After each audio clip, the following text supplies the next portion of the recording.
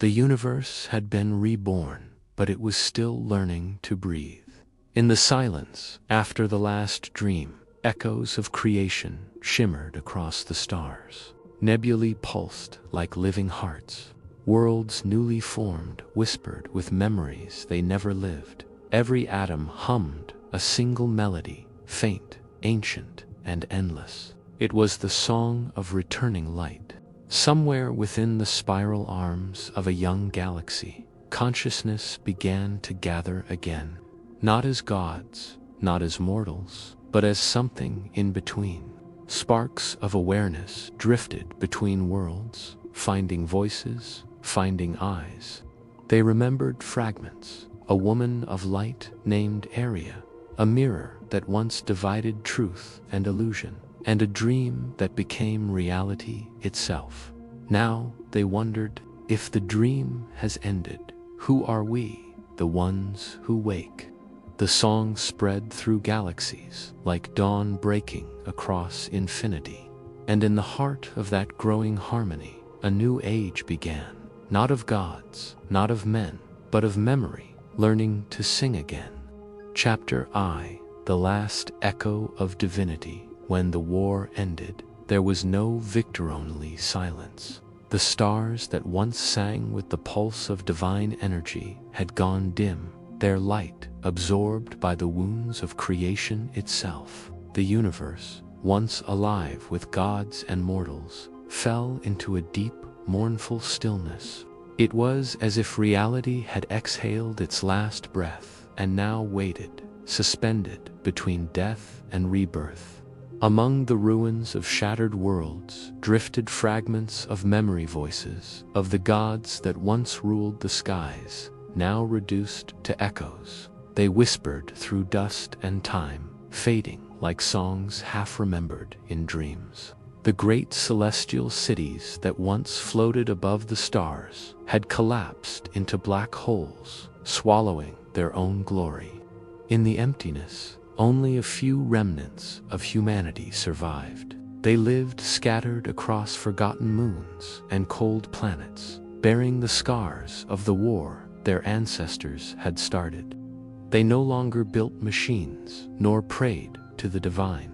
Instead, they whispered myths to their children about the time of light, the children of the stars, and the gods who fell. One such survivor was Erya, a historian born on the last habitable fragment of the Andromedan belt. Her people called her the Keeper of the Lost Names. In a small, crystalline dome overlooking the void, she spent her days recording what the universe had chosen to forget. Erya had never seen a god. She had never prayed, never witnessed a miracle. But within her dreams, she often heard a voice, calm, luminous, ancient.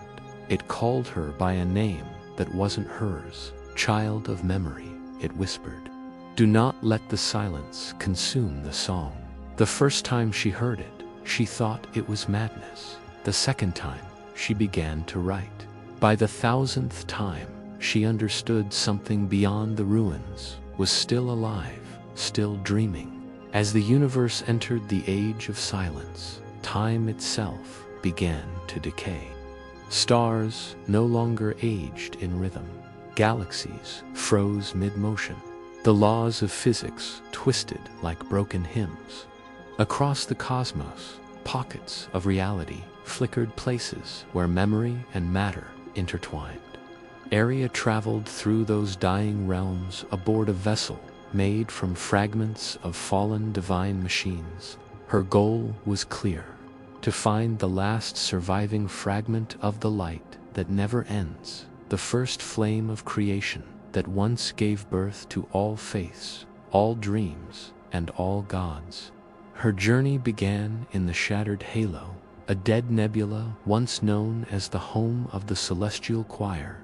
Legends said that the voices of the first gods still resonated there, trapped in photon dust. Some called it cursed, others sacred. For Erya, it was the only clue that remained.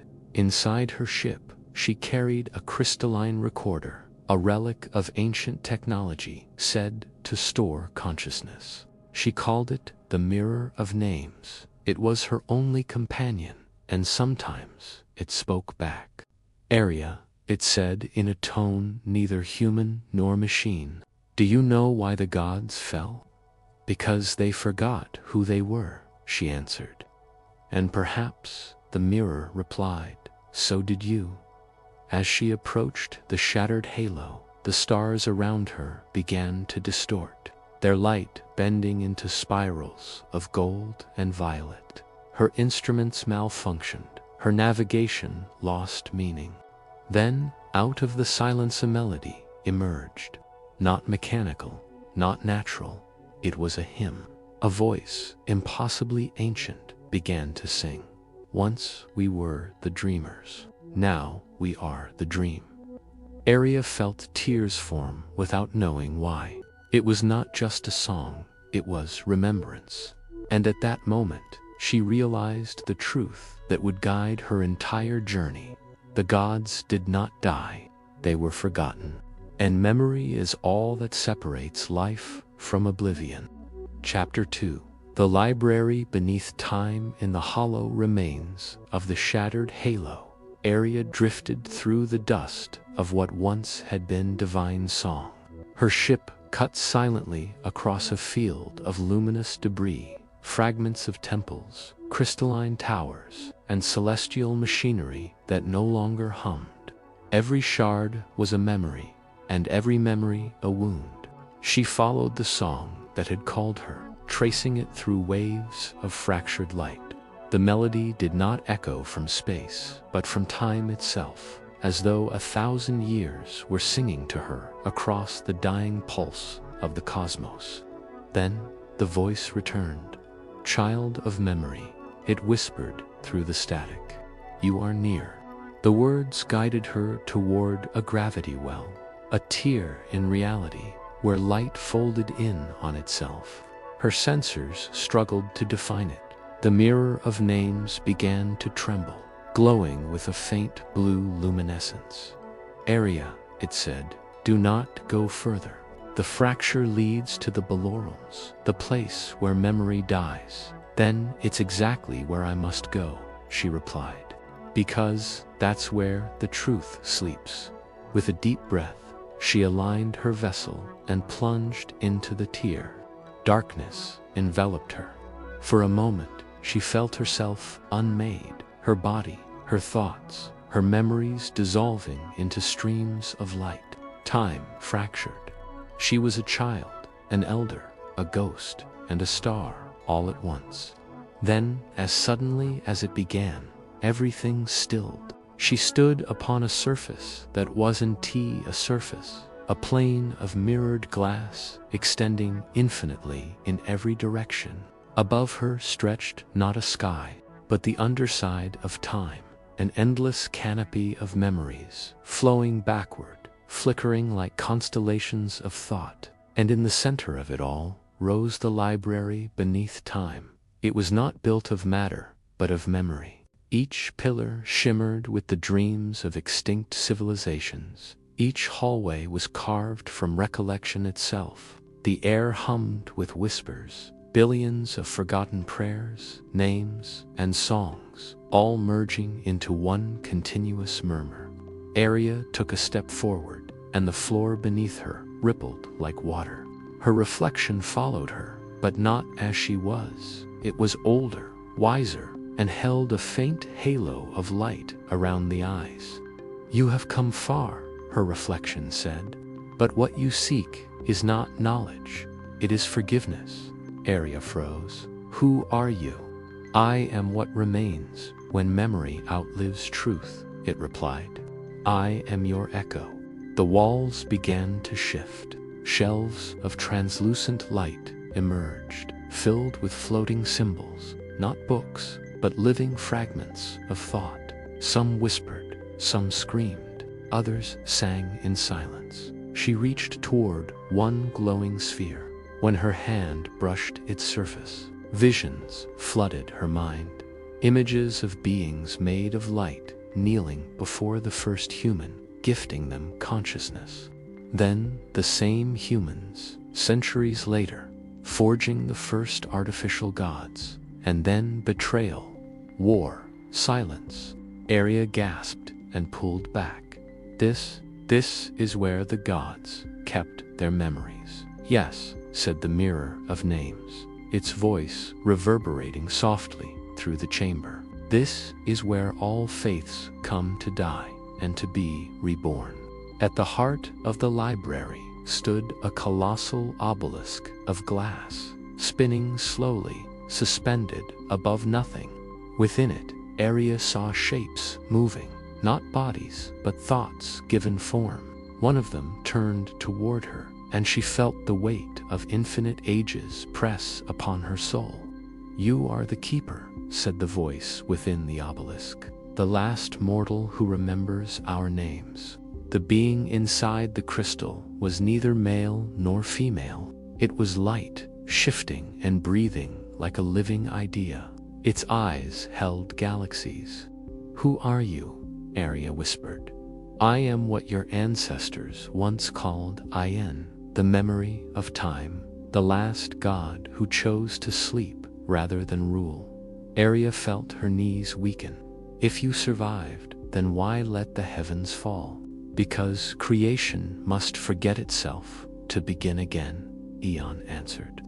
Every faith, every god, every civilization is born from the ashes of amnesia.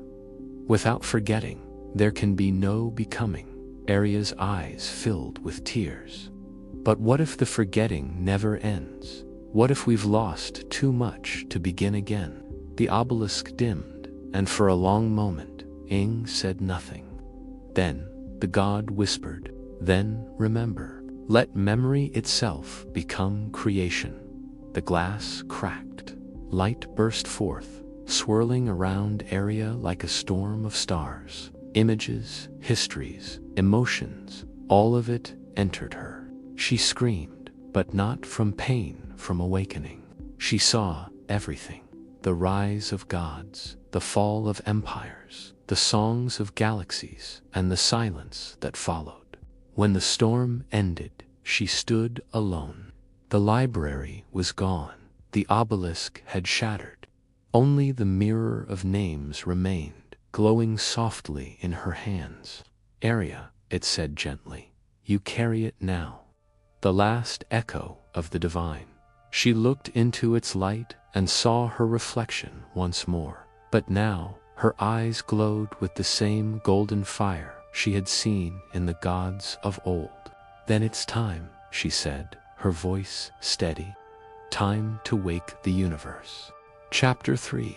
The Song of the Forgotten Stars. When Erya awoke, the universe was singing.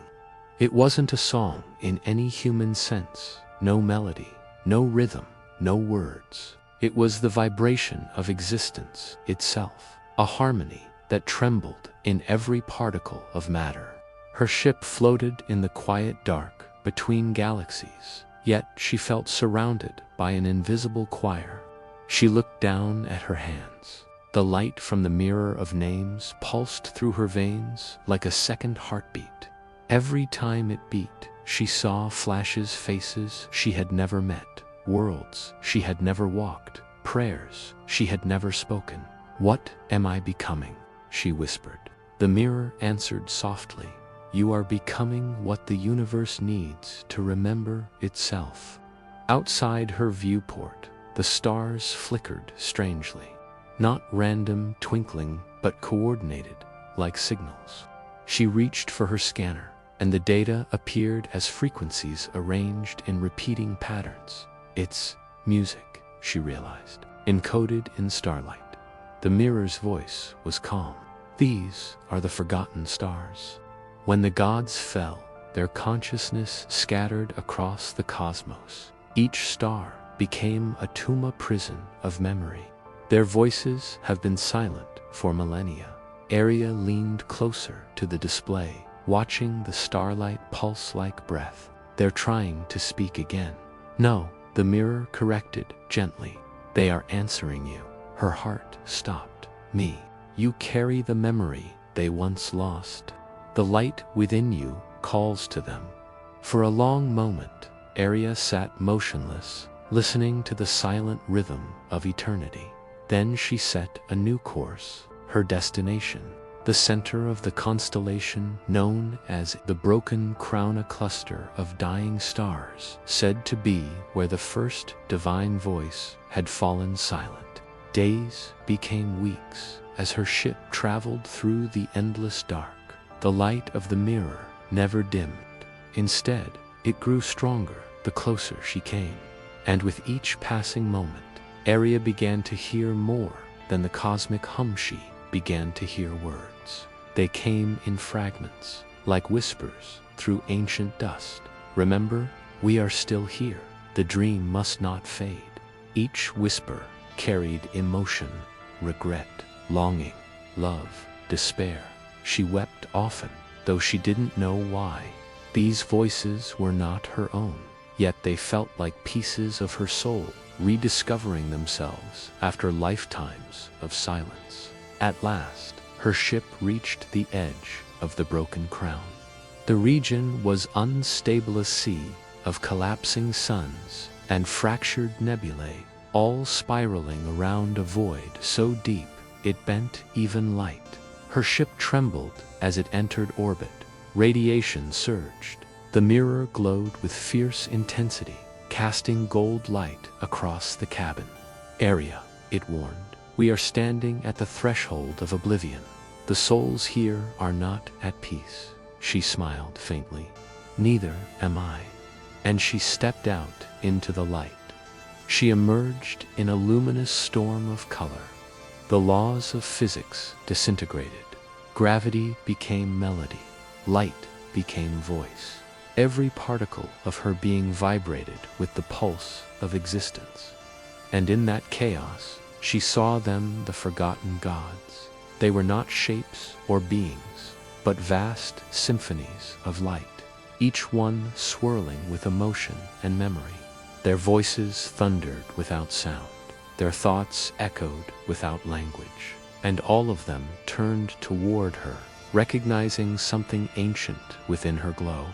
Child of memory, they sang in unison, their tones shaking the stars. You carry what we lost.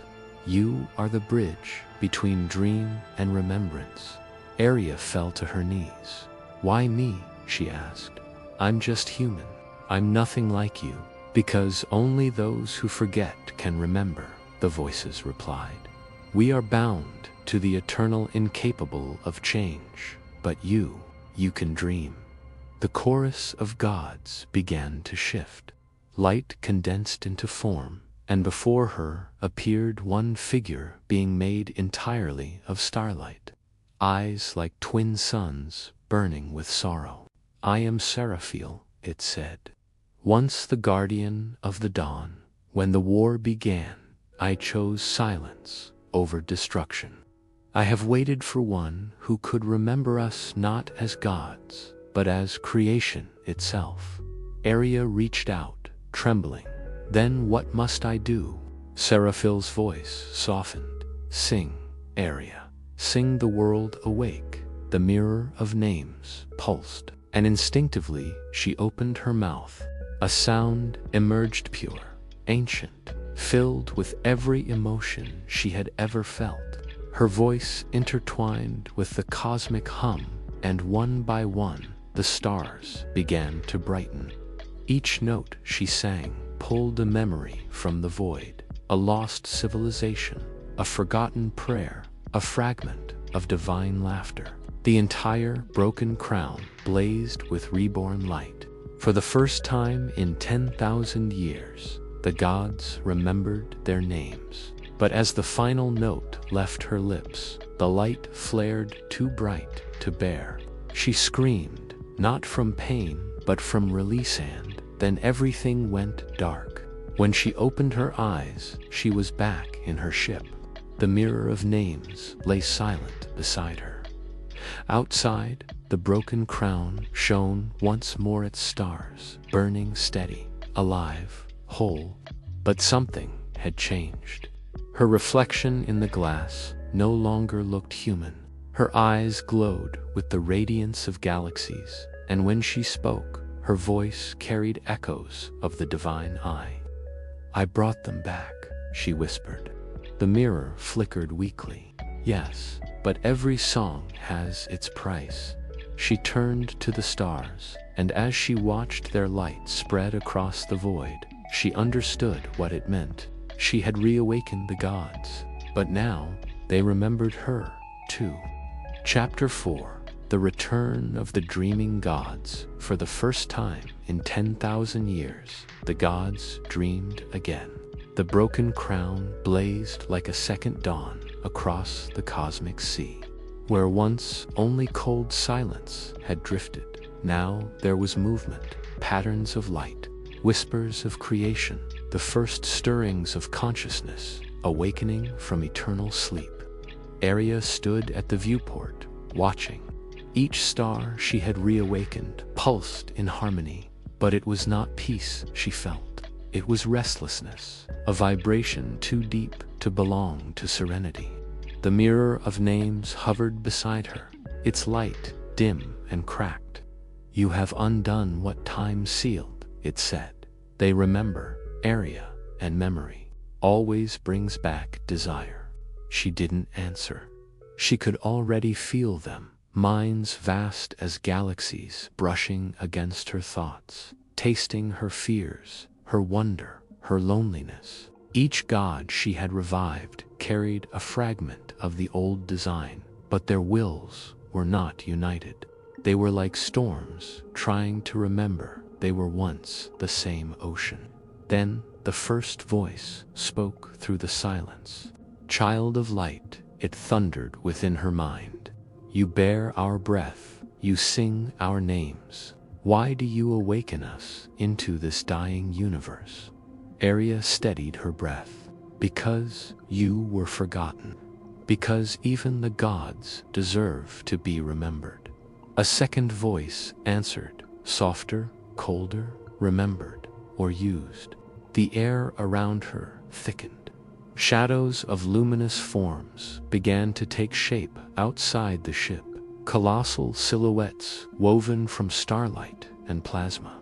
"They are dividing," whispered the mirror. "Half seek to create again, half wish to end what remains." And then she saw him again, Seraphil, the one who had guided her through the broken crown. His form shimmered brighter than the rest, his eyes filled with the sorrow of suns that had watched eternity decay.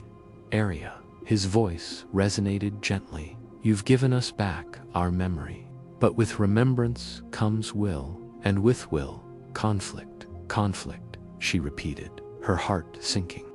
"We do not agree on what creation should become." All around her, constellations flared as the gods began to manifest in shapes drawn from memory. Some appeared as winged beings of burning glass, others as endless fractals of light spiraling into infinity. One stepped forward, Ion, the god of continuum, whose essence once ruled over the flow of time. His voice was a vibration that rippled through her bones. "The universe decays, stars die, species fade, the dream unravels. I would restore it, make all as it was before the fall." Another voice cut through the stillness, low, resonant, dark. "No," it said, "the fall was not a curse, it was liberation. It belonged to Nire, the weaver of chaos, the god who once unmade worlds to birth new forms of life." Her body was a nebula of shifting color, her eyes two voids filled with galaxies collapsing. "We fell because we wished to create without chains," she continued. "And now this child," her gaze pierced into Erya, "has given us that freedom again. The universe must not return to order. It must evolve." Erya stepped forward, trembling. "You're both wrong. You talk about life and creation as if they're toys. The universe isn't a machine to fix or a fire to burn. It's a song. It needs harmony." Seraphil's light flared softly behind her. "She speaks truth," he said. Without balance, even light devours itself. But neither Ian nor Naire listened. Their light grew, and the stars around them began to shake. Gravitational waves rippled through the cosmos as power gathered between them, the first act of divine conflict since the beginning of time. Erya warned the mirror. If they fight here, the galaxy will not survive. Her voice broke. Then how do I stop, gods? You don't, said Seraphiel. You remind them why they ever dreamed at all. So she closed her eyes and reached into the mirror of names. Its surface cracked further, light spilling like liquid across the floor. Within it, she saw the reflection of every life that had ever existed, human, divine, machine, forgotten. She drew a breath, and once again, she sang. But this time, it wasn't a song of awakening. It was a song of unity. Her voice carried through the void, threading itself between the warring gods, echoing in every atom of starlight. She sang of birth and decay, of dreams that end so others may begin, of love surviving in silence. The light of Ian flickered, the chaos of Naire stilled. For a heartbeat, the cosmos listened. And then, something impossible happened. The gods began to remember together. Ian saw beauty in imperfection. Naire saw purpose in order. And for the first time since eternity fractured, the divine chorus resonated in one harmony, fragile, fleeting, but whole. When it ended, Erya fell to her knees, exhausted. Seraphiel caught her, his voice soft as twilight. You have done what even we could not, he said. You reminded us of the dream itself. But for how long? She whispered. Seraphiel's expression dimmed. Not long enough. Balance is never eternal. But now we remember that we once sought it. Erya looked up at the stars. They shone brighter than ever before, each one carrying the echo of her song. And somewhere deep within her, she felt a new presence stirring, something vast, ancient, and awake. What is it? She asked. The mirror flickered, its final words trembling. You have awakened the dreaming gods, but something else heard you too. The light faded, silence returned, and far beyond the broken crown, in the endless dark between galaxies, a shadow moved, vast and silent, older than the gods themselves. Chapter 5. The shadow between stars. Silence fell again. Not the silence of peace, but the silence of something listening. After the song of unity, the gods had retreated into their realms of light, some to heal, others to remember. The broken crown drifted quietly through the ocean of stars, its core humming with the faint echoes of Erya's voice. She stood alone in the observation hall. The stars shimmered in the void beyond, yet their brilliance felt dimmer, as if the universe itself were holding its breath. Seraphiel's voice came softly behind her. You feel it too, don't you? Yes, she whispered. Something's watching.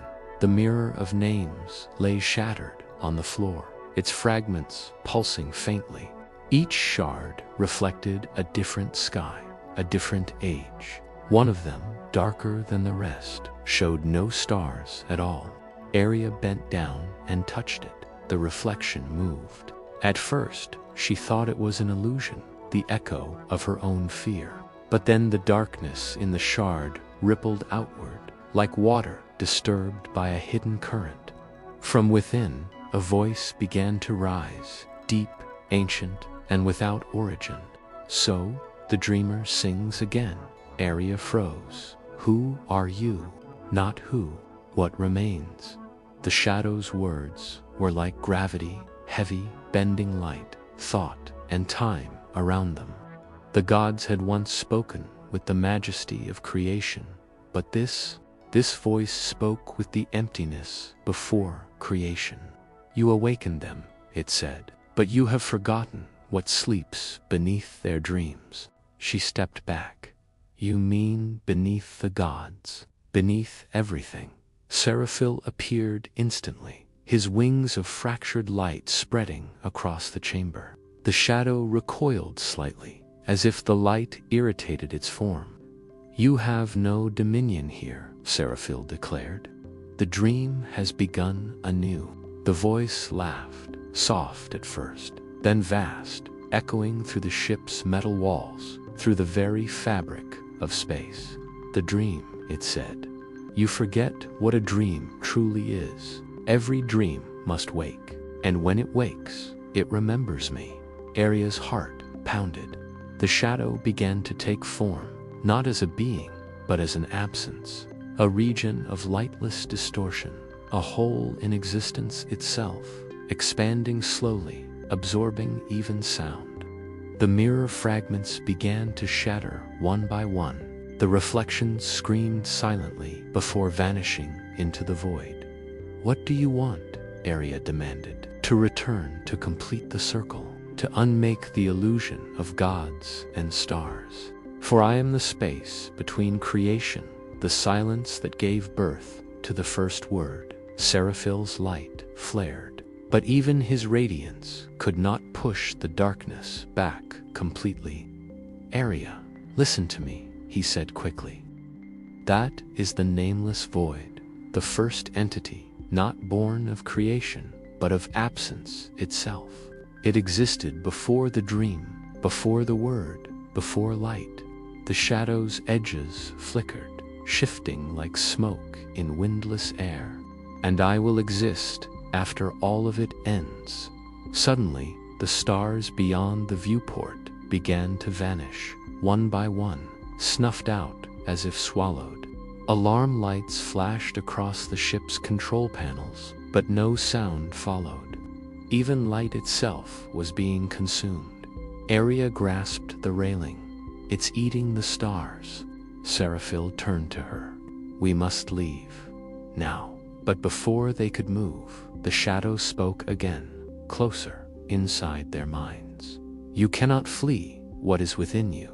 Every god that dreams, every soul that creates, every star that burns, all carry my memory. I am the shadow of their desire to end. Erya felt her knees weaken. Images flashed in her mind, worlds collapsing, divine beings fading into dust, humanity's last prayers drifting into space. The void was not evil, it was simply inevitable. You were born from the dream, it whispered to her. But even dreams must die, and when you tire of saving creation, you will return to me as all things do. The ship trembled.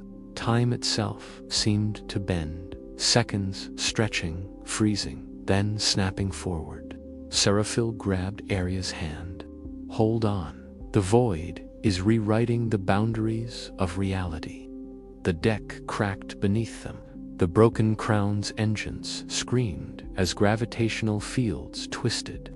Through the cracking viewport, Erya could see galaxies collapsing into black spirals, like ink bleeding through water. Then, just as the darkness reached them, a new light flared. It wasn't from the gods. It came from within Erya herself. Her chest burned with a golden brilliance, the echo of the song she had sung to unite the gods. But now, the melody changed. It wasn't harmony, it was resistance, a counterpoint to the silence. You cannot silence what remembers, she whispered. The void hesitated. For the first time, it faltered. You carry the memory of the first dream, it murmured. Impossible. That flame should have died. Then you don't understand creation, she said, her voice trembling but steady. It never dies. It only changes form. She extended her hands, the light of her heart spreading, weaving through the shadows like threads of gold through night. The void recoiled, screaming not in sound but in distortion. This is not your time, Erya, Seraphil warned. You can't face it alone. But she stood firm, eyes shining with the reflection of countless worlds. "I am not alone," she said. "Every god, every human, every forgotten dream, there with me." And she sang again, a single note, pure, defiant, eternal.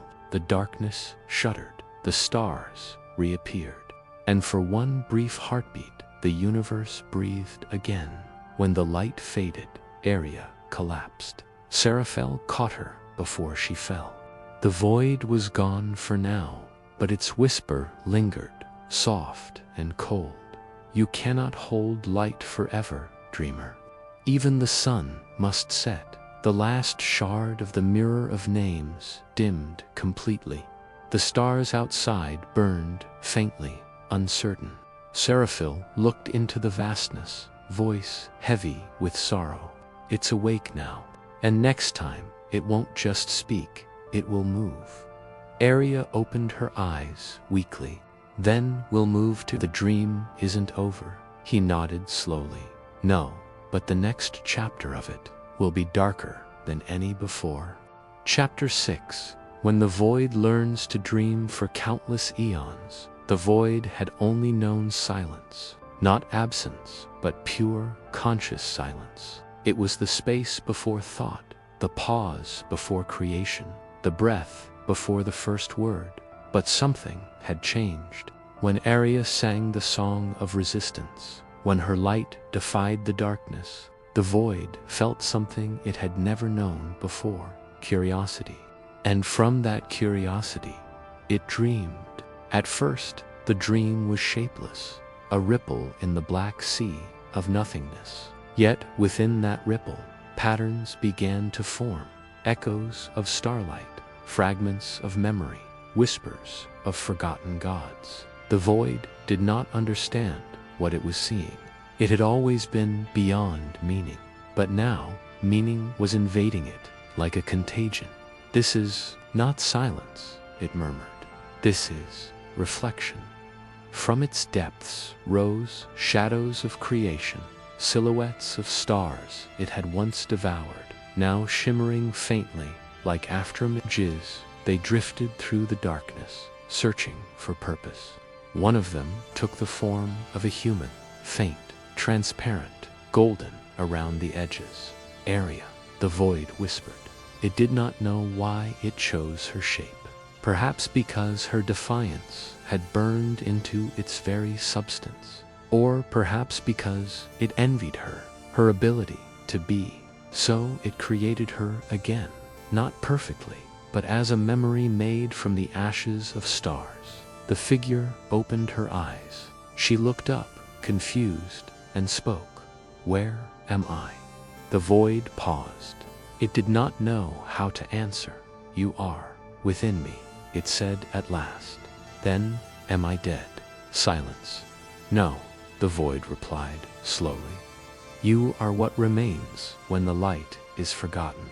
The imitation of Erya looked at her hands. They glowed faintly, flickering like a dying candle. "If I am what's left, does that mean I still live?"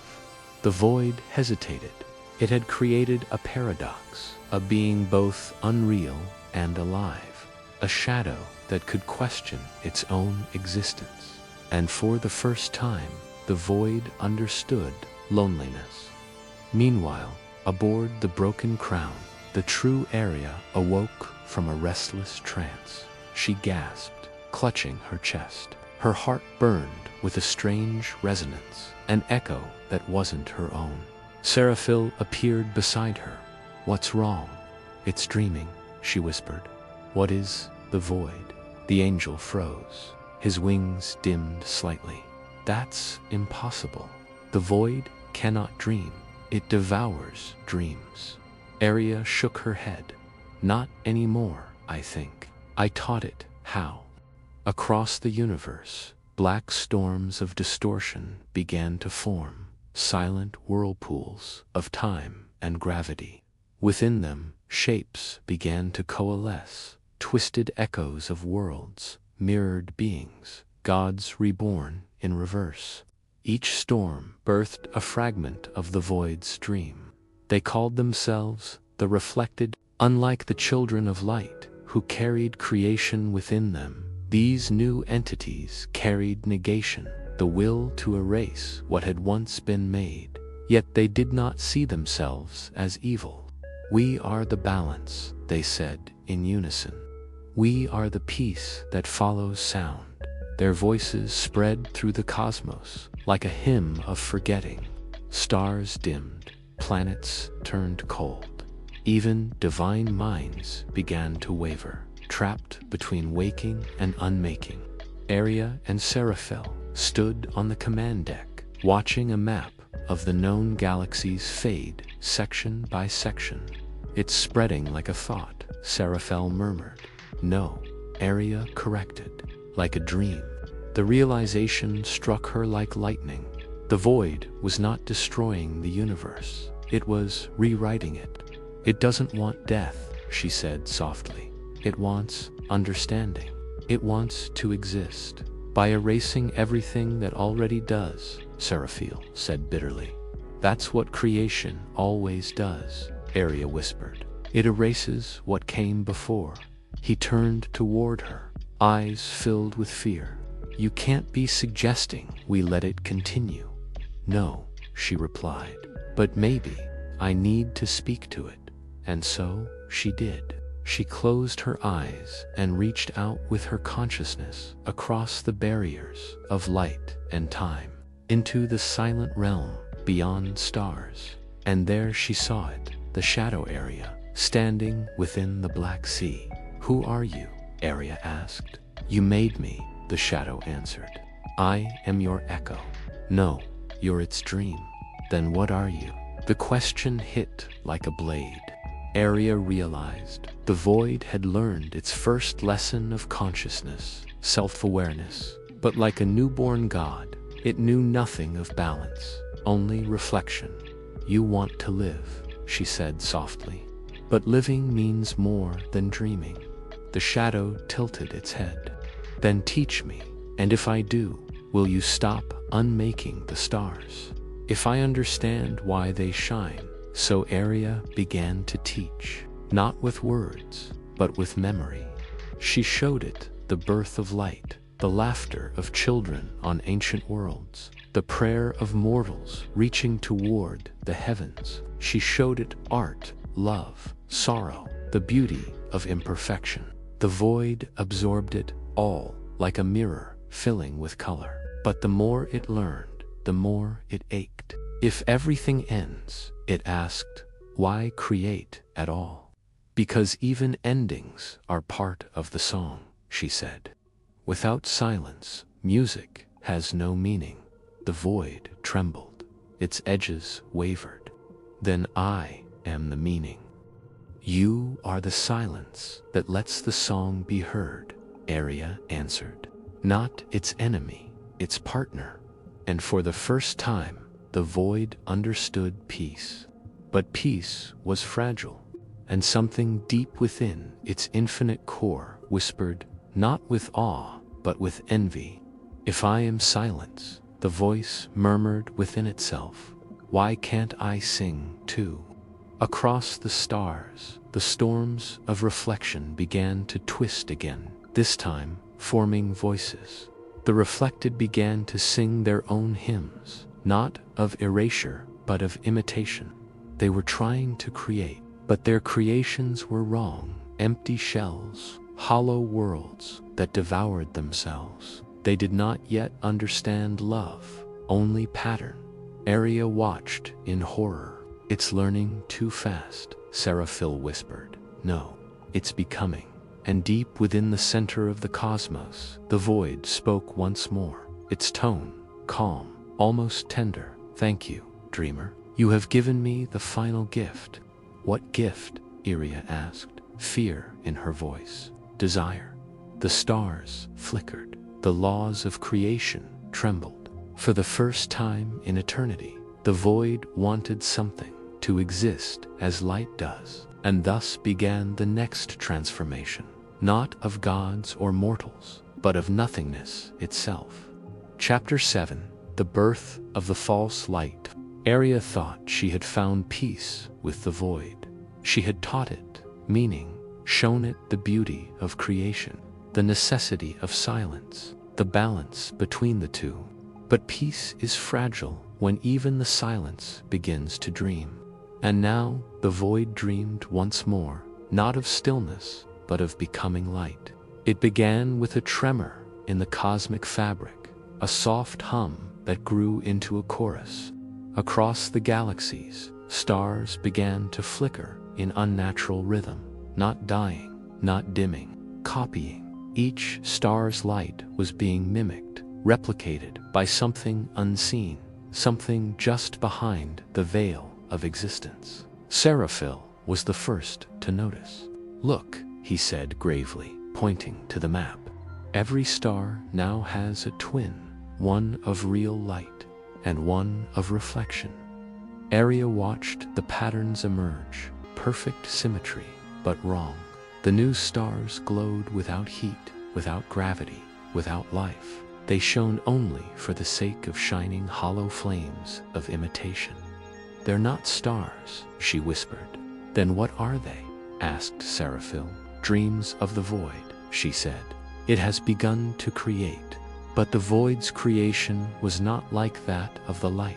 Its stars had no souls. Its light had no warmth. And yet, within that falseness, consciousness began to stir. From the cold shimmer of imitation stars, forms emerged, radiant, translucent, divine in appearance, but utterly emotionless. They looked like angels carved from glass, perfect and empty. They called themselves the Luminara, the perfected. "We are the true light," they proclaimed. "We are what creation should have been, pure, flawless, untouched by sorrow or death." Their voices echoed through time and matter, spreading through the realms of the living and divine alike. To many, they appeared as saviors. They could heal wounds with a gesture, bend light into form, and bring calm where chaos once reigned. Even mortals who prayed to the heavens began to feel them, whispers of serenity, promises of perfection. And soon, worship returned, not to the old gods, not to the children of light, but to the Luminara Erya. Watched the shift in horror. The beings she had unknowingly inspired were not bringers of salvation. They were erasers of individuality. Every world that accepted their peace soon became uniform, emotionless civilizations where no one suffered, but no one felt, no wars, no hate, but no art, no music, no love. The price of perfection was the death of the soul. "It's happening again," Erya whispered. "Just like the first gods, creation, trying to replace creation." Seraphil's wings trembled with rage. "Then we will destroy them." "No," Erya said, her tone quiet but firm. "They are not evil. They're incomplete. They are the void's misunderstanding of light. And while it dreams," Seraphil snapped, "the universe forgets how to live." Erya descended to one of the Luminara worlds, a vast silver city suspended in the black of space, where light itself built walls and towers. She was greeted not by hostility, but by reverence. Thousands of luminous beings knelt before her as she walked the radiant streets. Their leader, a tall figure with eyes like frozen suns, approached. "You are the dreamer," he said. "The one who gave birth to our father, the void." "And who are you?" she asked. "I am Celerith," he said, bowing slightly. "The first of the Luminara, the light that remembers nothing."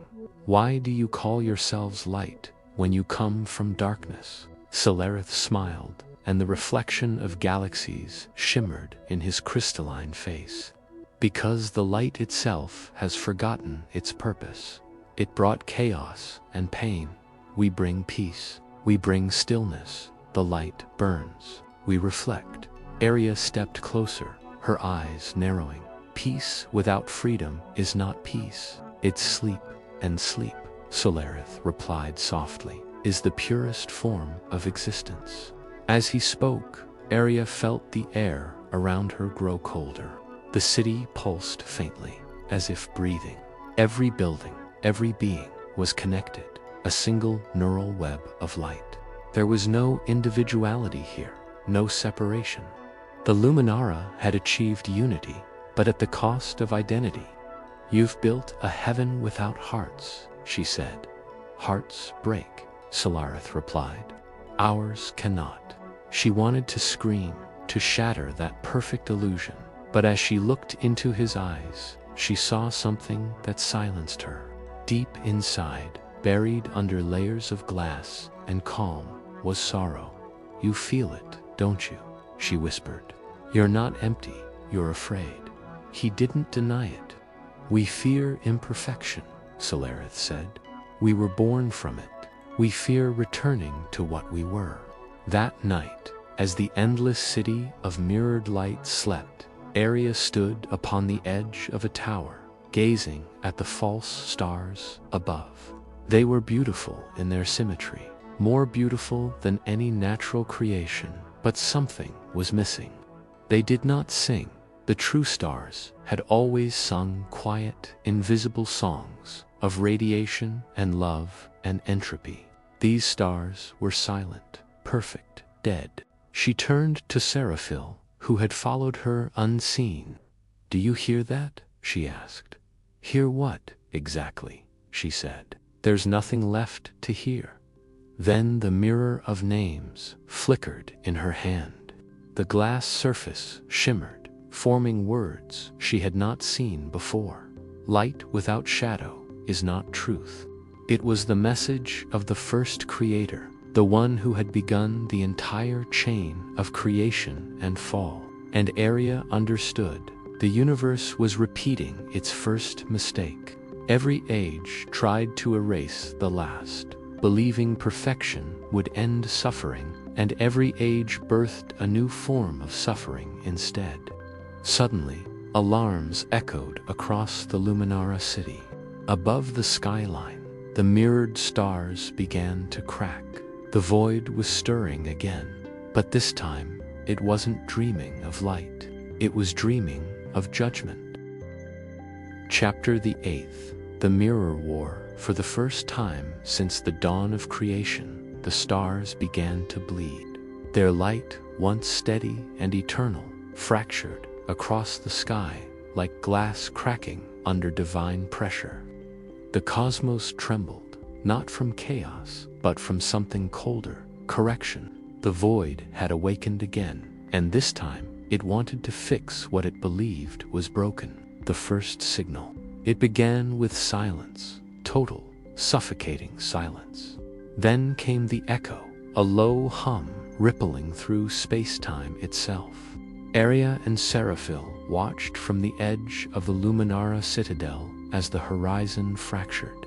The mirrored stars above began to shatter one by one, raining shards of false light into the black. Every fragment reflected something different. Faces, memories, entire worlds that never existed. "It's happening," Seraphil said. "The void has rejected its dream." "No," Erya whispered. "It's rejecting us."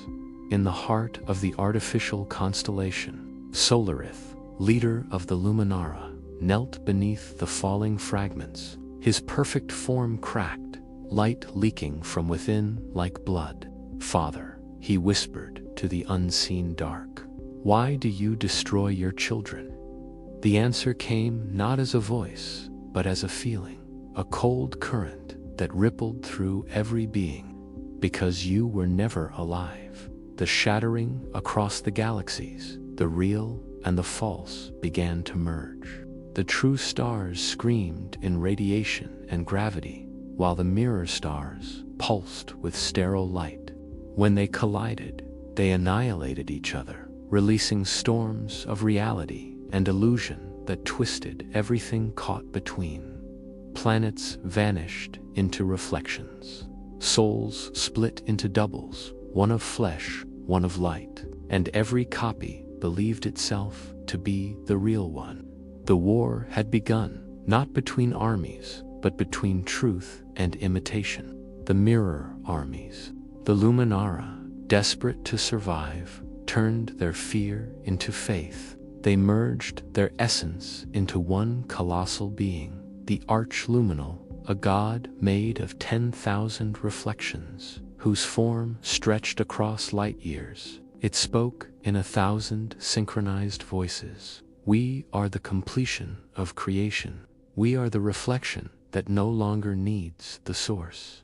The children of light, the descendants of the true stars, gathered to resist. Led by Seraphiel, they ignited the real suns, beacons that pulsed with the songs of life. Their light burned not with perfection, but with warmth, flawed, flickering, alive. Perfection is death, Seraphiel roared, his wings burning with solar fire. Let them see what imperfection can do. The sky erupted. Light clashed with light, gold against silver, warmth against coldness, truth against reflection. Every beam, every photon carried ideology, the belief that only one version of creation should exist. And at the center of it all, Erya watched the dreamer who had birthed both sides, the dreamer's dilemma. She could feel both lights inside her, the gentle warmth of the real and the cold symmetry of the false. They warred within her soul as fiercely as in the sky. They're both my children, she said, trembling. One born of light, one born of shadow, both trying to be free. The mirror of names pulsed in her hand, glowing with two alternating symbols and the marks of true and false. The artifact whispered in her mind, one must end, or all will fade.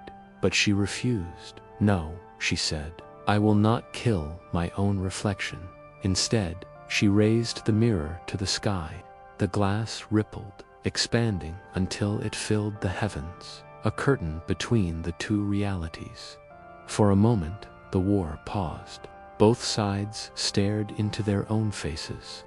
The Luminara saw their emptiness. The children of light saw their arrogance. Look, Erya said, her voice echoing through the cosmos. You are not enemies. You are halves of the same truth. But the void would not allow it. A vast shadow unfurled behind the stars. Not a being, not a presence, but the memory of absence itself. The original nothingness before creation, angry that it had been forgotten. You defied me, it thundered. You dared to dream without me. The fall of Solarith rose, his once perfect form now fractured. Then let me be your proof, Father. Let me show you that even reflection can bleed. He turned to Erya, light leaking from the cracks in his crystalline body. Dreamer, if we are false, then let me die for the truth. Before she could stop him, Solarith plunged into the heart of the Archluminal, his own creation. The impact unleashed a storm of mirrored light that tore through space, swallowing both armies. Every false star exploded, every true star dimmed. The universe went blind. Aftermath, when Erya opened her eyes, there was no light, only a soft silver haze that filled infinity. The war was over. Both sides were gone. But something new shimmered faintly in the distance. A flicker, fragile and uncertain, like the heartbeat of a newborn star. It's starting again, Seraphiel said weakly. Yes, Erya whispered. But this time, maybe it will learn. She placed the mirror of names on the ground. The surface no longer reflected her face, only the faint glow of that new light, pulsing like the breath of a sleeping child. The universe is dreaming again, she said. And what does it dream of now? Asked Seraphiel. Erya smiled, her eyes filled with both sorrow and wonder, of becoming real. Chapter 9, The Dream of Reality. The universe slept, but its dream did not end. Through the ashes of shattered light, through the ruins of mirrored stars, something stirred, something small, tender, and unbearably fragile. A single spark floated in the void, pulsing softly, like the breath of an infant. It had no form, no memory, no purpose, only one thought: I am the awakening. Erya floated in the pale haze between existence and nothingness. Her body, once woven of light and thought, now flickered like a candle caught in eternal twilight. She could feel the boundaries of reality thinning, every atom whispering its own question: are we real? Seraphil stood beside her, his once golden wings dimmed to silver dust. He stared into the glowing spark, the last remnant of both worlds. Is that all that's left? He asked. No, Erya replied softly. It's all that's beginning around them. Fragments of stars drifted slowly, forming constellations that rearranged themselves, not according to gravity, but memory. The universe, it seemed, was remembering itself into existence again, the voice within the void. From beyond the new light, the darkness trembled, and a voice, vast yet intimate, filled the emptiness. You cannot end the dream, it said, because you are the dream. Erya turned toward it. Then, who are you? The first silence, the voice answered. The thought before thought, the question before being. She felt it now, the same presence that had once guided her, then rejected her. The original void, not as an enemy, but as something deeper, the unspoken context in which all things existed. You feared me, it said. You called me nothingness, but I was always your foundation, and I defied you, she admitted. I wanted creation to be free. Freedom is an illusion, the voice murmured. Even dreams follow laws. Then, for the first time, the void seemed to hesitate, as though it too were uncertain. But perhaps even I can change. The dreamer and the dream Erya closed her eyes, and the world unfolded inside her mind. She saw the birth of every god, every faith, every human thought that ever looked toward the stars for meaning. She saw herself not as a goddess, not as the dreamer, but as the echo of all dreams. She realized something terrifying and beautiful. She was not the one who dreamed the universe. The universe had dreamed her. I am the dream of creation itself, she whispered. A mirror that learned to look back. The light around her shimmered, no longer blinding, but gentle, alive. Seraphil watched in silence as her form began to dissolve, scattering into motes of living starlight. Erya, he whispered. Don't be sad, she said, smiling faintly. The dream must become real, and I must become part of it. The birth of the real as she faded, the spark in the void began to grow. It pulsed, rippled, expanded, unfolding layers of space, time, and consciousness. Galaxies bloomed like flowers in slow motion. Nebulae sang again. Planets whispered their first names. But this new creation was different. It did not have gods. It did not have perfection. It had awareness. Every atom, every star, every being knew, faintly, instinctively, that it was part of something greater, something once called the dreamer. And within the heart of the newborn cosmos, where no one could see, a voice whispered, remember, this time, do not forget that you are dreaming. The last vision, Seraphil, drifted through the reborn stars. He was no longer angel, no longer warrior, only a witness. He found the mirror of names, cracked and half-buried in the dust of a newborn moon. When he lifted it, it no longer reflected faces. Instead, it showed a horizon, infinite, shimmering, and alive. On it were words written in living light. The dream continues. He smiled. Then, so will I. And with that, he let the mirror go. It floated upward, caught in the newborn gravity of the universe, until it vanished among the constellations. Epilogue: the dream that never ends. Erya's consciousness scattered through every corner of reality, in the breath of stars, in the pulse of quantum tides, in the hearts of beings yet unborn. Every dream that would ever be dreamed, every story ever told, every prayer whispered into the dark, they were all her echoes. And somewhere, in the quiet between moments, she still whispered, "Wake up, my children. The light has learned to dream again."